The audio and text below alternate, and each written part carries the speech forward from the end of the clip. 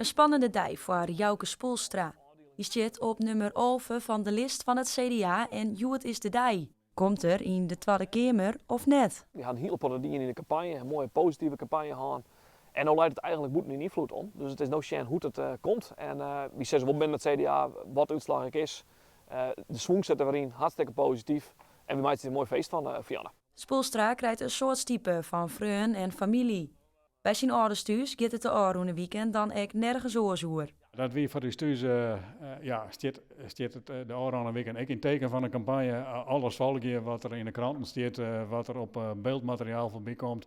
Zelfs de billboards in het boerengebied, overal in het dorpen. En dan best continu bij belutsen en net alleen nog bij de politiek, maar ik natuurlijk bij die eigen zoon van nou, hoe gaat het maar? Nevens de laatste peilingen helpt het CDA geen over zitten. Spoelstra verwacht dat het CDA heger uitvallen zal en hoopt het op de stem van Friesland. Ook waardoor dan word ik voor de volle 100% van. En ik ben wel steun door een hele vrijwilligers om je heen. Die dag en nacht op flyer in binnen, op spandoeken ophangen. Dus natuurlijk hebben we wel vol voor die 20.000 stemmen. En hopelijk op die manier ik Friesland een goede stem te aan in Den Haag. Ik ben echt wel grutskoppen. Ik weet ik wel eens dat ik kritisch op hem ben, maar wat er nou al weer bijeen had en hoe het docht, ben ik echt grutskoppen. Na het stem wie het tijd om naar Den Haag te gaan en daar de uitslag uit te wachten. Wat de uitslag ik word er zal, maar we gaan natuurlijk voor die 10 al zitten. Dat moet lukken.